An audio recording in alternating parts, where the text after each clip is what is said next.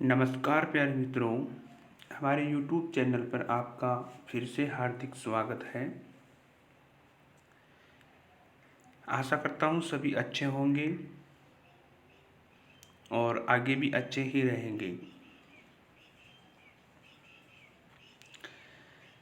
आज हम या इससे पहले हम बात करें तो जो पीछे वीडियो मैंने डाले थे और उन वीडियो में हमने 10वीं और 12वीं बोर्ड के जो ओल्ड पेपर थे उन ओल्ड पेपरों के बारे में कुछ हमने बात की थी और क्वेश्चनों को भी देखा था कि कौन कौन से क्वेश्चन कौन कौन से टॉपिक में अधिकतर पूछे गए थे और उनसे आपको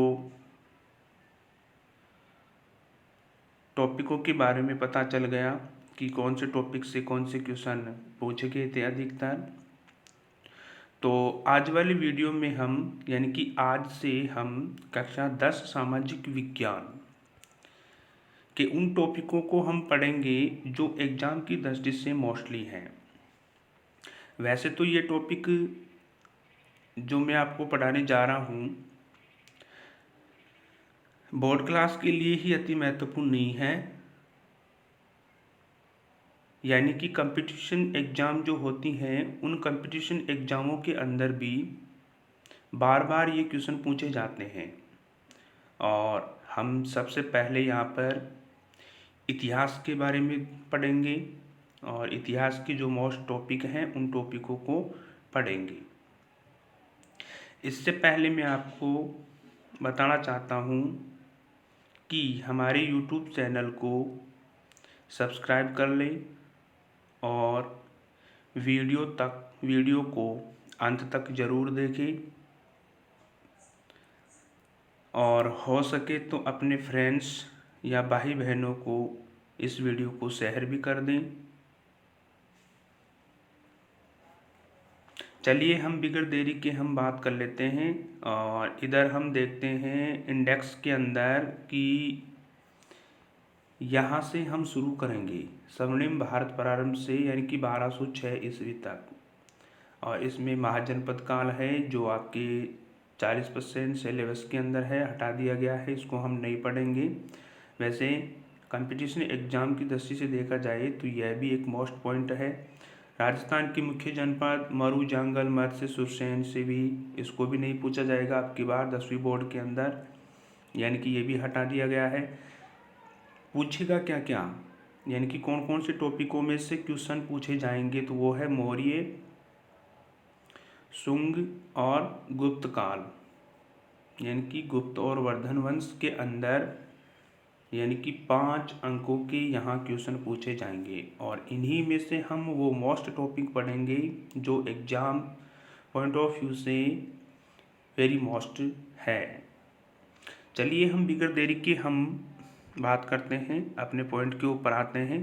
कौन सा पॉइंट है, तो यहाँ हम बात करेंगे मौर्य वंश को लेकर। और अधिकतर कई एग्जामों में मौर्य वंश से संबंधित कई प्रकार के क्वेश्चन पूछे जाते हैं और बार बार क्वेश्चन पूछे जाते हैं।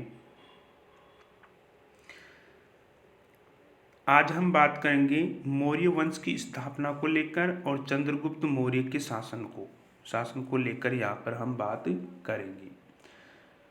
तो चलिए शुरू करते हैं। मौर्य वंश की स्थापना कैसे हुई थी, तो उसके बारे में हम बात करते हैं।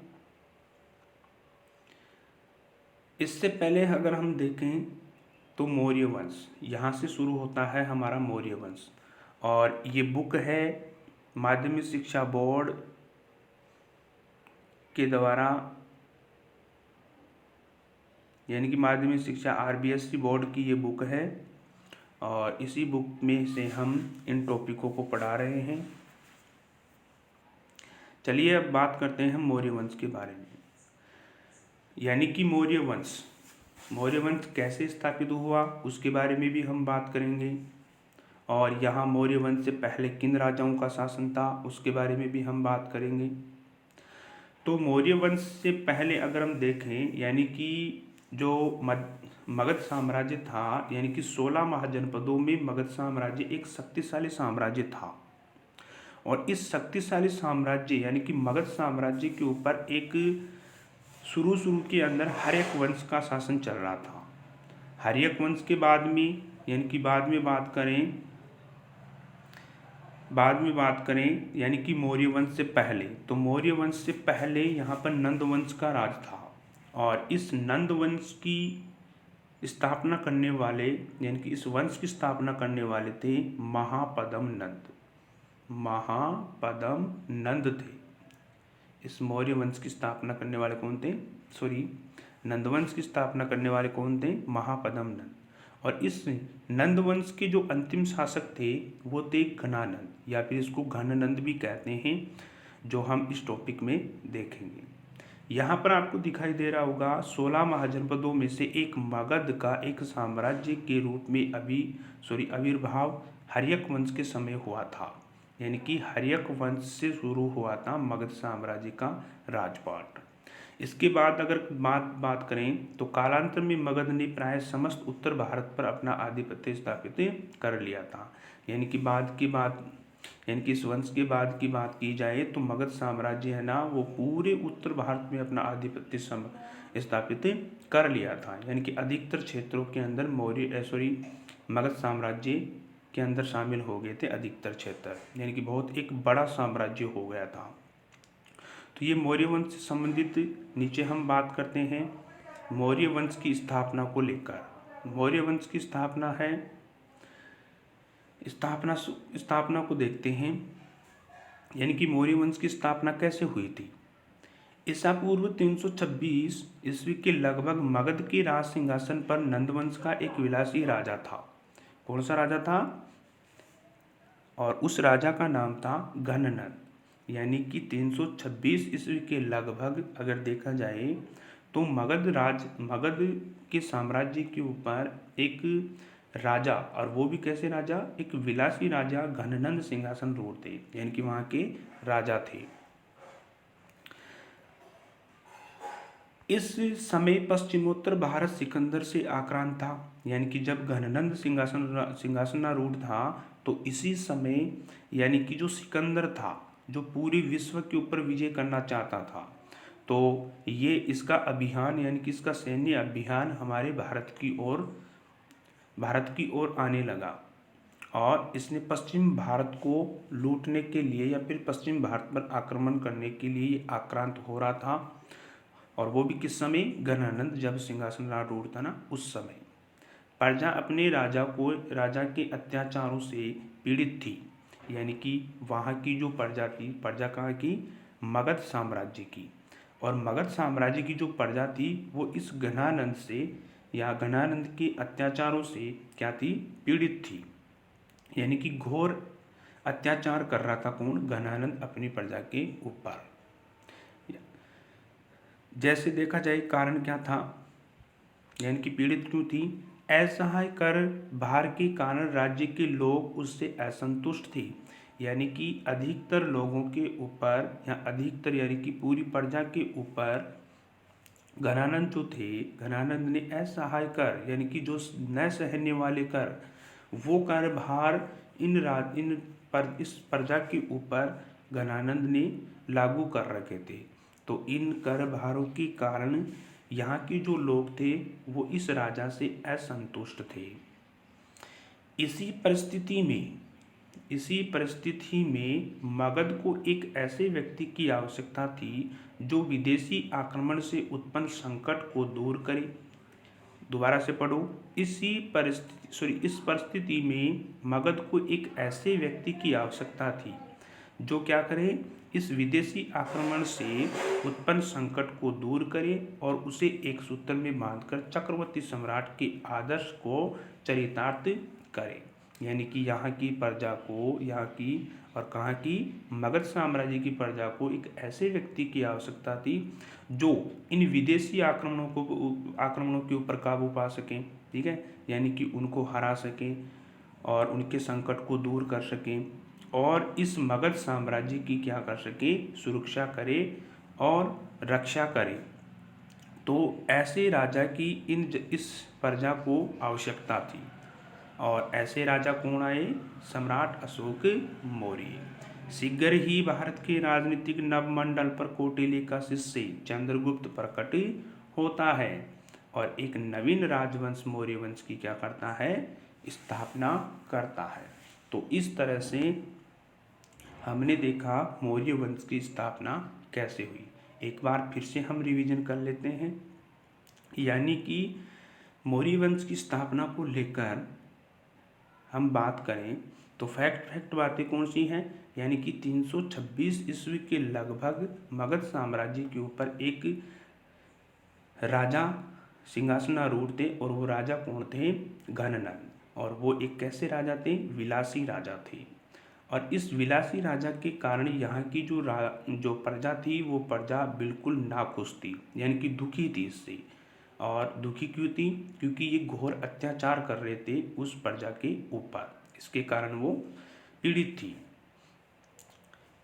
ऐसे ही उनके ऊपर, प्रजा के ऊपर अनेक असहनीय वाले कर भार भी उन्होंने उसके द्वारा लगा रखे थे, तो उससे भी वो असंतुष्ट थी। और दूसरी तरफ जो सिकंदर था, वो सिकंदर पश्चिमी भारत के ऊपर आक्रांत हो रहा था, तो उस चीज़ का भी उन लोगों को डर था कि कहीं भी सिकंदर ने हमारे मगध साम्राज्य को जीत लिया तो घोर अत्याचार होने शुरू हो जाएंगे। तो ऐसी चीज़ों का उनको डर था और इसी वक्त इस प्रजा को एक अच्छे और शक्तिशाली राजा की आवश्यकता थी, और वो शक्तिशाली राजा कौन है, चंद्रगुप्त मौर्य। अब बात करते हैं हम चंद्रगुप्त मौर्य के बारे में, यानी कि इनके शासनकाल को लेकर हम बात करते हैं। चंद्रगुप्त मौर्य यानी कि 322 से 298 ईसा पूर्व तक इनका शासनकाल रहा था, यानी कि ये राजकाल रहा था। इसके बाद हम बात करें चंद्रगुप्त के बारे में। अपने गुरु चाणक्य की सहायता से अंतिम नंद शासक घननंद को पराजित कर 25 वर्ष की आयु में चंद्रगुप्त मौर्य मगध के राज सिंहासन पर आरूढ़ हुआ। यानी कि यहाँ पे फैक्ट बात क्या है, क्वेश्चन पूछा जा सकता है चंद्रगुप्त मौर्य के गुरु कौन थे, तो वो थे चाणक्य, और चाणक्य का दूसरा नाम क्या है, कौटिल्य। इसी चाणक्य के द्वारा प्रसिद्ध पुस्तक लिखी गई थी अर्थशास्त्र। कौन सी पुस्तक थी, अर्थशास्त्र। तो ये पुस्तक लिखी गई थी इनके द्वारा। तो 25 वर्ष की आयु में, यानी कि किसकी सहायता से, अपने गुरु चाणक्य की सहायता से नंदवंश के अंतिम जो शासक थे घनानंद, यानी कि उनको पराजित किया, और 25 वर्ष की आयु में चंद्रगुप्त मौर्य ने मगध साम्राज्य के ऊपर, यानी कि मौर्य वंश की स्थापना करके स्वयं वहाँ के क्या बन गए, राजा बन गए। इसके बाद हम बात करें, चंद्रगुप्त मौर्य ने व्यापक विजय अभियान करके प्रथम अखिल भारतीय साम्राज्य की समीपना की, और 305 ईस्वी में उसने तत्कालीन यूनानी शासक सेल्यूकस निकेटर को पराजित किया। यानी कि अपने राज्यकाल के अंदर क्या क्या किया उन्होंने, एक तो प्रथम अखिल भारतीय साम्राज्य की स्थापना की इन्होंने, यानी कि यहाँ से क्वेश्चन पूछा जा सकता है प्रथम अखिल भारतीय साम्राज्य की स्थापना करने वाले शासक कौन थे, तो वो थे चंद्रगुप्त मौर्य। यानी कि प्रथम अखिल भारतीय साम्राज्य की स्थापना करने वाले कौन थे, तो वो थे चंद्रगुप्त मौर्य। नेक्स्ट हम बात करते हैं तो 305 ईस्वी में ईसा पूर्व में उसने तत्कालीन यूनानी शासक सेल्यूकस निकेटर को पराजित किया था। यानी कि सेल्यूकस निकेटर कहाँ का रहने वाला था, और अधिकतर बार जो कंपटीशन एग्जाम होती है उनके अंदर ये क्वेश्चन बार बार पूछा जाता है कि सेल्यूकस निकेटर कहाँ के रहने वाले थे, तो सेल्यूकस निकेटर थे यूनान के रहने वाले। और बोर्ड क्लासों में भी ये क्वेश्चन पूछा जा सकता है कि सेल्यूकस निकेटर का संबंध किससे है, या किस देश से है, या किस क्षेत्र से है, तो यूनान के रहने वाले थे सेल्यूकस निकेटर। तो यानी कि चंद्रगुप्त मौर्य ने 305 ईसा पूर्व में सेल्यूकस निकेटर को हरा दिया था, और हराने के बाद यानी कि इनको पराजित करने के बाद इन दोनों के मध्य क्या होती है, एक संधि होती है। और संधि के तहत कुछ शर्तें रखी गई। शर्तों में देखो क्या क्या शर्तें रखी गई थी। यानी कि संधि हो जाने के बाद सेल्यूकस ने चंद्रगुप्त से 500 हाथी लेकर पूर्वी अफगानिस्तान, यानी कि संधि के अंदर क्या हुआ, सेल्यूकस निकेटर ने चंद्रगुप्त मौर्य से 500 हाथी लिया और 500 हाथी लेकर, यानी कि 500 हाथियों के बदले में उसने एक तो पूर्वी अफगानिस्तान और एक बलूचिस्तान और एक सिंधु नदी के पश्चिमी का क्षेत्र उसे दे दिया। किसको, चंद्रगुप्त मौर्य को। तो यहाँ से आपको क्वेश्चन पूछा जा सकता है कि जब सम्राट अशोक मौर्य ने सेल्यूकस निकेटर को हराया तो संधि के तहत चंद्रगुप्त मौर्य ने सेल्यूकस निकेटर को 500 हाथी दिए, तो उस 500 हाथियों के बदले में सेल्यूकस निकेटर ने कौन कौन से क्षेत्र चंद्रगुप्त मौर्य को दिए थे। तो 3 क्षेत्र दिए थे। कौन कौन से, पूर्वी अफगानिस्तान, बलूचिस्तान और सिंधु नदी के पश्चिमी का क्षेत्र उसे दे दिया था। यही नहीं, और उसके बाद में सेल्यूकस ने अपनी पुत्री का विवाह भी चंद्रगुप्त मौर्य के साथ कर दिया था। इसके बाद मेगास्थनीज को अपने राजदूत के रूप में उसके दरबार में भेजा था। एग्जाम पॉइंट ऑफ व्यू से ये अति महत्वपूर्ण लाइन है। और कौन सी लाइन, मेगास्थनीज को अपने राजदूत के रूप में उसके दरबार में भेजा था। यानी कि क्वेश्चन पूछा जा सकता है, चंद्रगुप्त मौर्य के दरबार में कौन राजदूत बनकर रहे थे, तो वो थे मेगास्थनीज। कौन थे, मेगास्थनीज, जो सेल्यूकस निकेटर के क्या थे, राजदूत थे। तो इनको भी संधि के तहत मौर्य साम्राज्य के जो चंद्रगुप्त मौर्य थे उनके राज दरबार में छोड़ दिया गया था, और वो भी राजदूत के रूप में। नेक्स्ट हम बात करें चंद्रगुप्त के विशाल साम्राज्य में काबुल, हेरात, कंधार, बलूचिस्तान, पंजाब, गंगा यमुना का मैदान, बिहार, बंगाल, गुजरात, विंध्य और कश्मीर के भूभाग सम्मिलित थे। यानी कि यहाँ से भी हमें क्वेश्चन पूछा जा सकता है।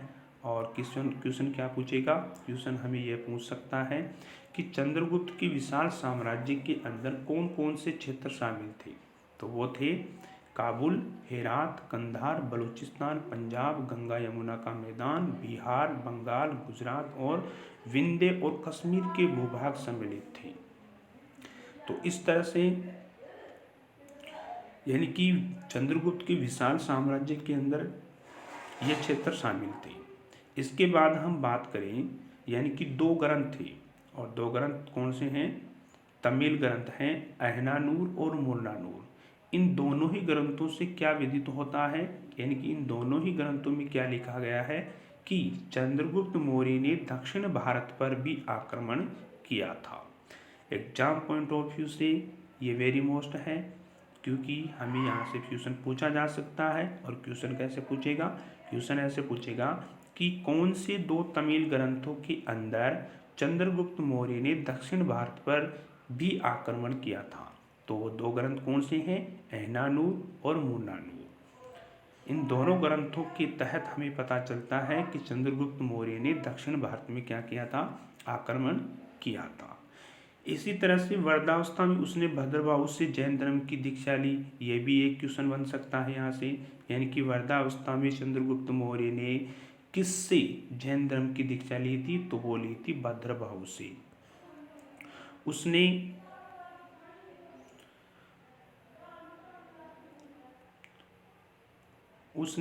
298 ईसा पूर्व में श्रवणबेलगोला यानी कि मैसूर, और मैसूर कहाँ पड़ता है, कर्नाटक के अंदर। मैसूर पड़ता है कर्नाटक के अंदर। तो 298 ईसा पूर्व में श्रवणबेलगोला यानी कि मैसूर में उपवास करके अपना शरीर त्याग दिया था। यानी कि 298 ईसा पूर्व के अंदर चंद्रगुप्त मौर्य की क्या हो गई थी, हत्या हो गई थी। तो आई होप, मैं आशा करता हूँ आपको यह टॉपिक समझ में आया होगा। ऐसे ही हम कल अगला वीडियो लेकर आएंगे। और वो लेकर आएंगे हम अशोक मौर्य के बारे में, जो एग्जाम पॉइंट ऑफ व्यू की दृष्टि से अति महत्वपूर्ण टॉपिक है। वहाँ से कम 2 या 3 क्वेश्चन जरूर पूछे जाएंगे बोर्ड क्लासों के अंदर। बोर्ड क्लासों में नहीं, कंपटीशन एग्जामों के अंदर भी अशोक मौर्य अति महत्वपूर्ण पॉइंट है एक, यानी कि अति महत्वपूर्ण टॉपिक है। आशा करता हूँ आपको यह टॉपिक समझ में आया होगा। इसलिए आज के लिए इतना ही। और मैं आपको कहना चाहता हूँ, अगर आपको यह वीडियो पसंद आया या आपको अच्छा लगा तो आप हमारे वीडियो को लाइक ज़रूर कीजिए और अपने दोस्तों और भाई बहनों को भी इस वीडियो को शेयर करें, ताकि उनको भी ये मोस्ट टॉपिक देखने को मिले। और हमारे चैनल को सब्सक्राइब करना ज़रूर, हमारे चैनल को सब्सक्राइब ज़रूर कीजिएगा। थैंक यू, धन्यवाद।